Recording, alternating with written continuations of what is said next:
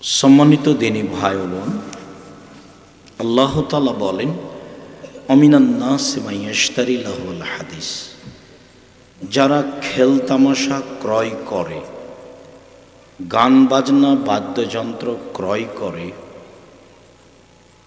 অজ্ঞতাবশত, শরীয়তের ভালো মন্দ বুঝে না,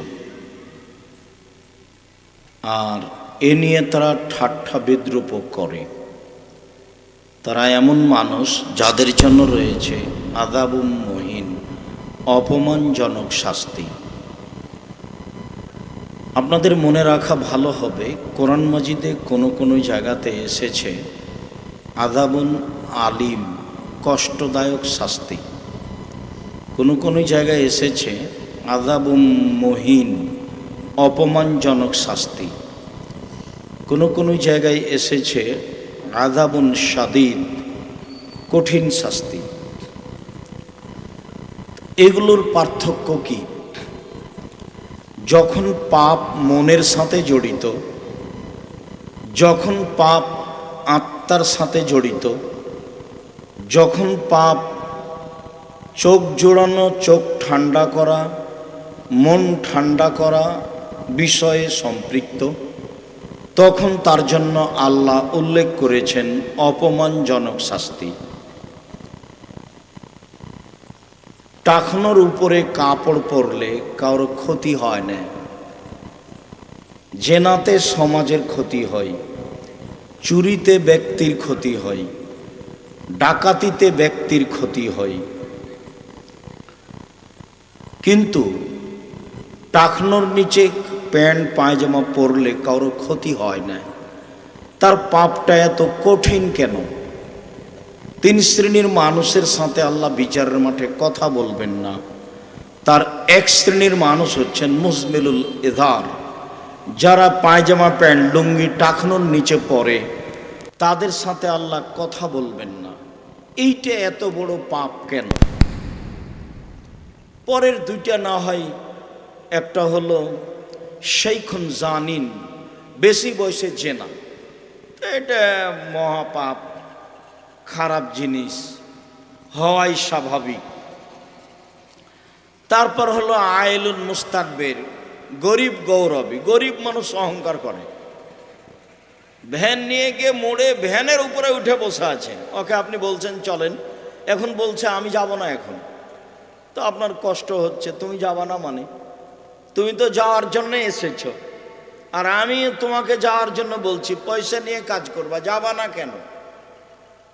এর নাম হচ্ছে গৌরবী গরিব মানুষ। তো গৌরবী গরিব মানুষের সাথে আল্লাহ কথা বলবেন না। কেন? ওর দিয়ে সমাজের ক্ষতি হয়েছে, জনগণের ক্ষতি হয়েছে, এই জন্য।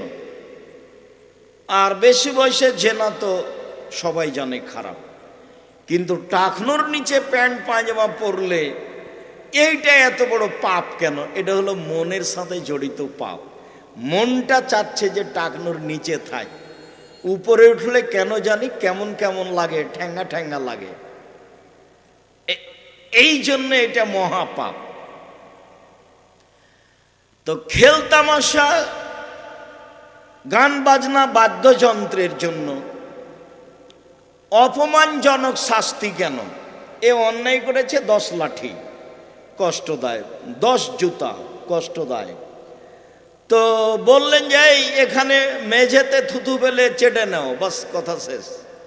তো এতে তো গায়ে ব্যথা লাগবে না, কিন্তু জনসমাজে করতে চাইবে না কেন? এটা হলো অপমানজনক শাস্তি। যেগুলো মনের সাথে জড়িত, চোখের সাথে জড়িত, অন্তরের সাথে জড়িত, তার জন্য অপমানজনক শাস্তি। গান বাজনা বাদ্যযন্ত্র খেলতামাশার জন্য আল্লাহ তাআলা অপমানজনক শাস্তি ঘোষণা করেছেন।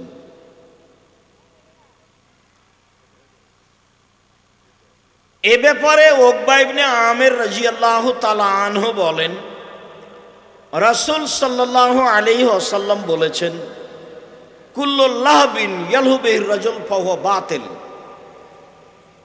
শরীর চর্চা ব্যতীত যে কোনো খেল তামাশা, গান বাজনা, বাদ্যযন্ত্র হারাম, বাতিল, নাজায়েজ।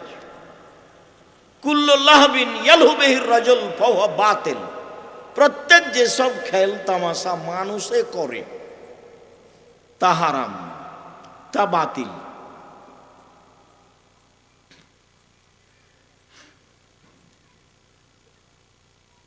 উমামা বাহেলি রাদিয়াল্লাহু তাআলা আনহু বলেন, রাসূল সাল্লাল্লাহু আলাইহি ওয়াসাল্লাম বলেছেন, লা তাবিউল কায়নাত, পৃথিবীর মানুষ তোমরা গান বাজনা, খেল তামাশার মাধ্যম ক্রয় করো না।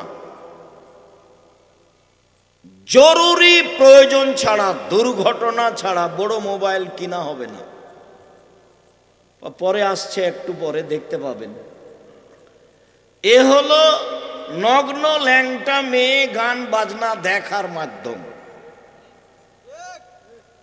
আর আপনি যতই শক্ত হন না কেন, ইবলিস আল্লাহর কাছে অনুমতি নিয়েছে।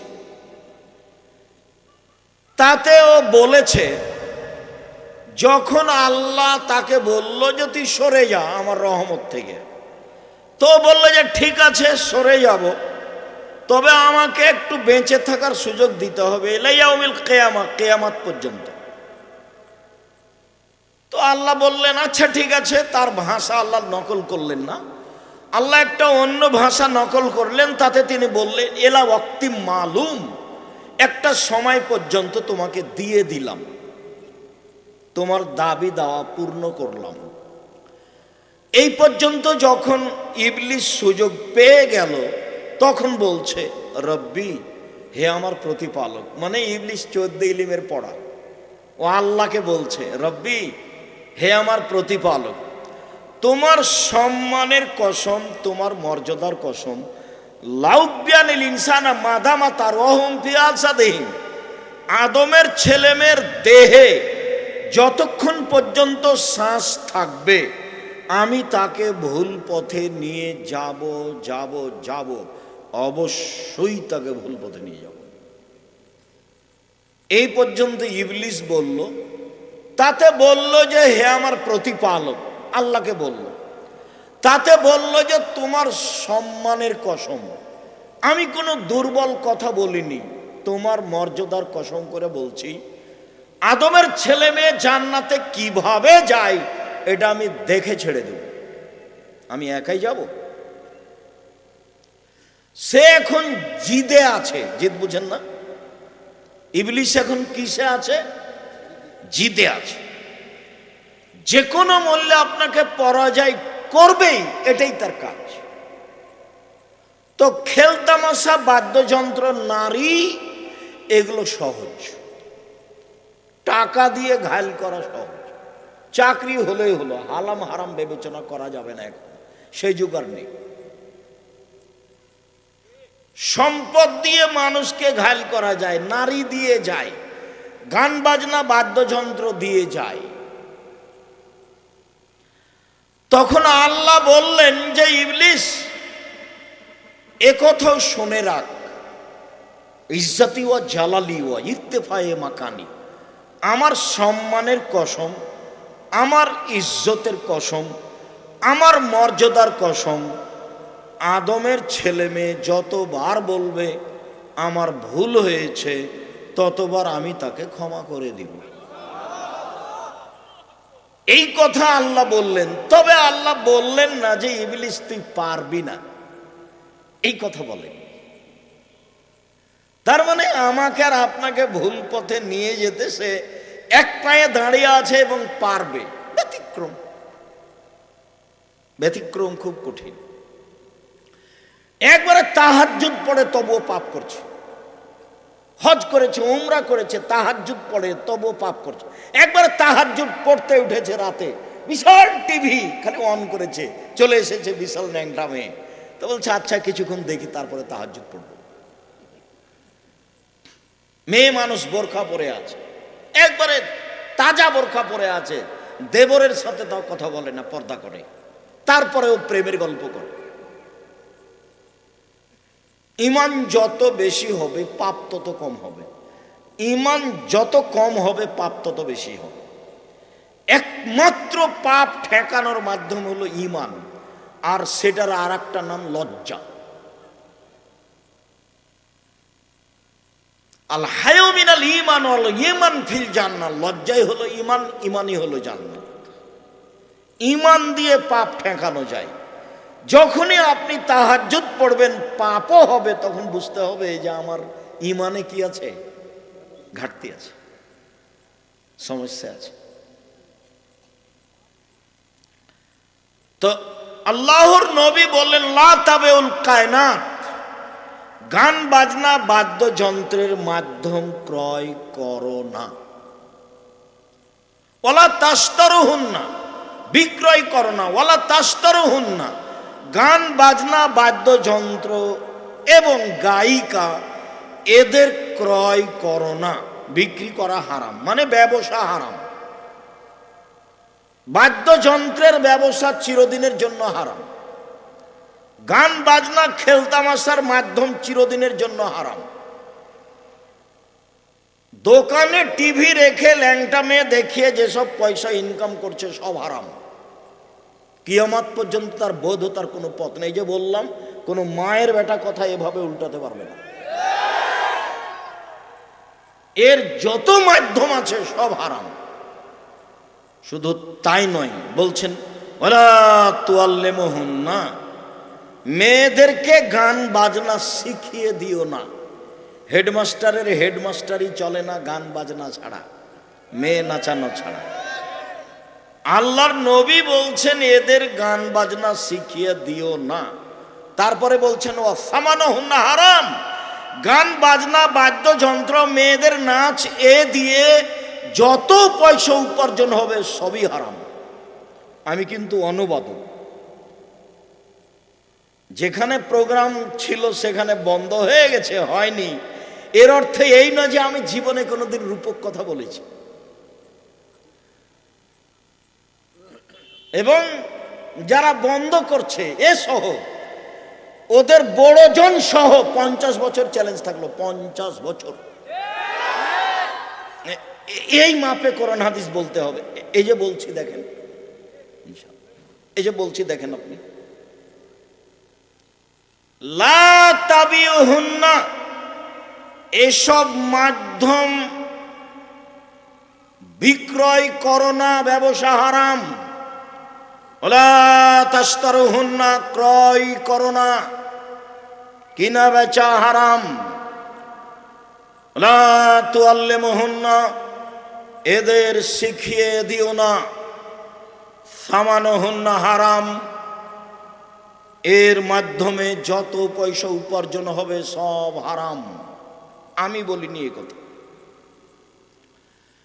আব্দুল্লাহ ইবনে আব্বাস রাদিয়াল্লাহু তাআলা আনহু বলেন, রাসূল সাল্লাল্লাহু আলাইহি সাল্লাম বলেছেন, ইন্নাল্লাহা হাররামাল খামরা ওয়াল মাইসিরা ওয়াল কুবা ওয়াল খিনজিরা ওয়াল আসনামা, নিশ্চয় আল্লাহ তাআলা হারাম করেছেন মদ, নিশ্চয় আল্লাহ তাআলা হারাম করেছেন জুয়া, নিশ্চয় আল্লাহ তাআলা হারাম করেছেন ডুবি, তবলা, ঢোল, ঢাক, হারমোনিয়াম, সেতারা, দোতারা, যত বাজনার মাধ্যম আছে সব হারাম করেছেন। শুকুর, সোর হারাম করেছেন, পুতুল, একটাই ভাষা, সব হারাম। হারাম শব্দ ব্যবহার করছেন আল্লাহর নবী, আর বলছেন যে আল্লাহ হারাম করেছে। মদ যেমন হারাম, জুয়া তেমন হারাম, শুকুর সোর যেমন হারাম, গান বাজনা বাদ্যযন্ত্র তেমন হারাম। শুকুর সোর যেমন হারাম, খেল তামাশা পুতুল তেমন হারাম। অথচ আপনার বাড়িতে আপনার স্ত্রী, আপনি একটা আপনার ছোট বাচ্চার পেশাব পায়খানা করার পট কিনেছেন, তা হলো ঘোড়া। এমন জিনিস আমাদের বাড়িতে থাকবে না, 1 মিনিটও থাকবে না। আপনি আপনার ছেলে মেয়ের জন্য যেটা কাপড় কিনেছেন তাতে আছে কার্টন।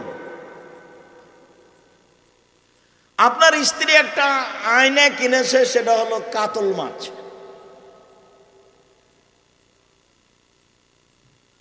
আপনার একটা তরকারির বাটি কিনেছে, সেটা হলো রুই মাছ। এই তো আপনার জীবন। কোন পাক দিয়ে আপনি ইহুদি খ্রিস্টানদের সাথে মিশে গেছেন বুঝতেই পারেননি। আর গত রাত তো ছিলই নিম্ন শ্রেণীর, ইতর শ্রেণীর 3% অশিক্ষিত বর্বর অসভ্য মানুষের ছেলে মেয়ের কাজ। ইতর শ্রেণীর, নিম্ন শ্রেণীর 3% অশিক্ষিত বর্বর অসভ্য লোকের ছেলে মেয়েদের কাজ ছিল গত রাত্রে ইহুদি খ্রিস্টানদের সাথে নিয়মে মিলে যাওয়া। যা একটু পরে বলবো। আলোচনা যত শেষের দিকে যাবে তত শক্ত ভারী হয়ে যাবে ইনশাআল্লাহ, খেয়াল করবেন।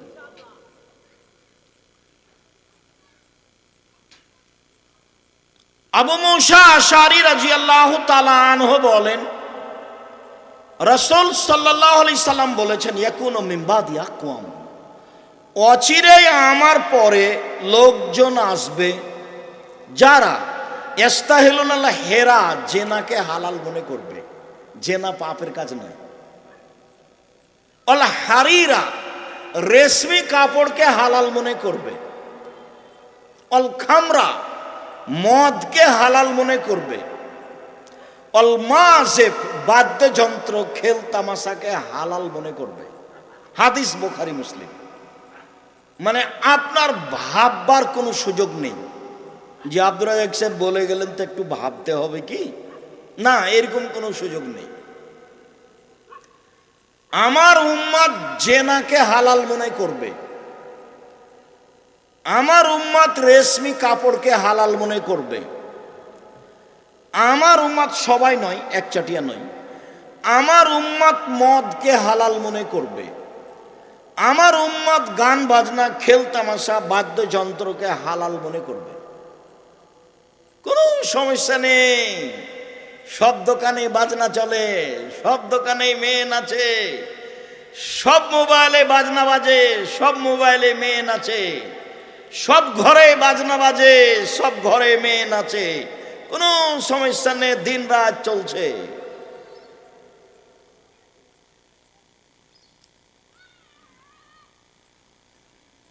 নাফে রাদিয়াল্লাহু তাআলা আনহু বলেন, সামিয়া আব্দুল্লাহ ইবনে উমর মিজমারান, একদা আব্দুল্লাহ ইবনে উমর রাদিয়াল্লাহু তাআলা আনহু, উমরের ছেলে, বাদ্যযন্ত্রের শব্দ শুনলেন। ফওয়াজা ইসবাইহি ফি উযনাইহি, বাদ্যযন্ত্রের শব্দ শুনে তার আঙ্গুল দুইটি দুই কানের ভিতরে ঢুকিয়ে দিলেন। ফানানি তারিকে, তারপরে দূরে চলে গেলেন। দূরে চলে গিয়ে বলছেন, নাফে হাল তাসমাউ শায়ান, তুমি কি বাদ্যযন্ত্র শুনতে পাও? কুলতু লা, আমি বললাম জি না, এখন আর শুনতে পাচ্ছি না। ফারাফা ইসবাইহি মিন উযনাইহি, তখন তিনি তার আঙ্গুল দুটি তার কান থেকে বের করে নিলেন। বের করে নিয়ে বললেন, শোনো নাফে, ইন্নী কুনতু মা রাসূলিল্লাহ সাল্লাল্লাহু আলাইহি সাল্লাম, একদা আমি রাসূলের সাথে ছিলাম। ফাসামিয়া মিসলা হাজা ওয়া সানা মিসলা হাজা, এইরকমই বাদ্যযন্ত্র শুনেছিলেন। এইভাবেই কানের ভিতরে হাত ঢুকিয়ে দিয়ে দূরে সরে গেছিলেন। দূরে সরে গিয়ে বলেছিলেন, আব্দুল্লাহ ইবনে উমর, কিছু শুনতে পাচ্ছ কি? আমি বলেছিলাম না, কিছু শুনতে পাচ্ছি না। তখন তিনি কান থেকে আঙ্গুল বের করে নিলেন। বলেন এবার আপনার অবস্থা। সুন্দর করে তো আপনার টিভি ঠিকই চলছে, সময়ে সময়ে আপনি আছেন, আপনার বৌমা আছে, আপনার ছেলে আছে, আপনার স্ত্রী আছে, সবাই আছে, 14 গোষ্ঠী আছে, সবার সামনে ল্যাংটা মেয়ে নাচছে। এরা আর মানুষ নয়, এরা কখন কখন গরু ছাগল হয়েছে, পশু প্রাণী হয়েছে, কুকুর শ্রীগাল হয়েছে। বুঝেও বুঝে না ওরা, অন্তর আছে বুঝে না, দেখেও দেখে না ওরা, চক্ষু আছে দেখে না, শুনেও শুনে না ওরা, কান আছে শোনে না। উলাইকা কাল আনাম, তারা পশু প্রাণীর মতো, তারা গরু ছাগলের মতো, তারা কুকুর শ্রীগালের মতো, বালহুম আজাল, বরং তার চেয়ে খারাপ। এটা আল্লাহর নবী বলেন, এটা আল্লাহ বলছে। একই সাথে বাপ মা, শুধু তাই নয়, এই ঘরে মেয়ে বড় মোবাইলে ল্যাংটা মেয়ে দেখছে, ওই ঘরের ছেলে দেখছে, ওই ঘরের মা দেখছে, এই ঘরের বাপ দেখছে। বলেন আপনি এরা কেমন মানুষ? এরাও যদি মানুষ হয় তাহলে ভালো মানুষ কে? এরাও যদি মানুষ হয় তাহলে আল্লাহ তাআলা কুকুর শ্রীগাল বললেন কাকে? বলছেন যে ওরা কুকুর শ্রীগালের মতো। তো সেইটা আবার কে? আব্দুল রাজ্জাক সাহেব, সেটা তো আপনি এক সময় বলেছিলেন রংপুরে। কি বলেছিলাম? রংপুরে বলেছিলেন যে যে যৌতুক নেই সেই কুকুর শ্রীগাল। তো সেটাতে কি আর খাস?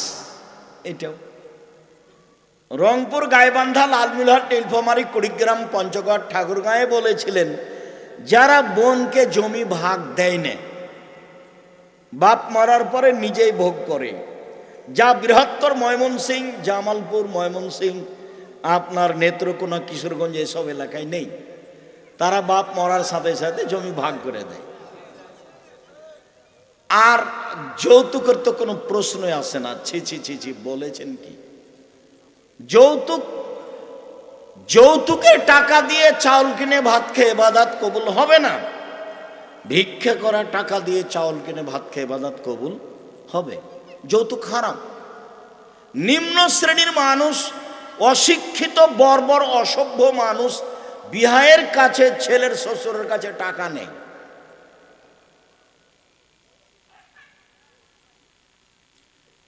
আমাদেরকে হাদিয়া দেওয়াও কঠিন আছে, যদি তো হাদিয়া নিতে হবে। সেটার রহস্য আমরা চিন্তা করি যে ঘটনা কি, হাদিয়া দিবে কেন? একবার এর কোনো রহস্য আছে নাকি? কোনো জিনিস দেওয়া তো বহু দূরের কথা। আব্দুল্লাহর বিবাহের বৈঠকে ছিলাম, তো বলছে একটা ঘড়ি কিনেছিলাম। তো বলছে আপনি বের করলেন কোন সাহসে?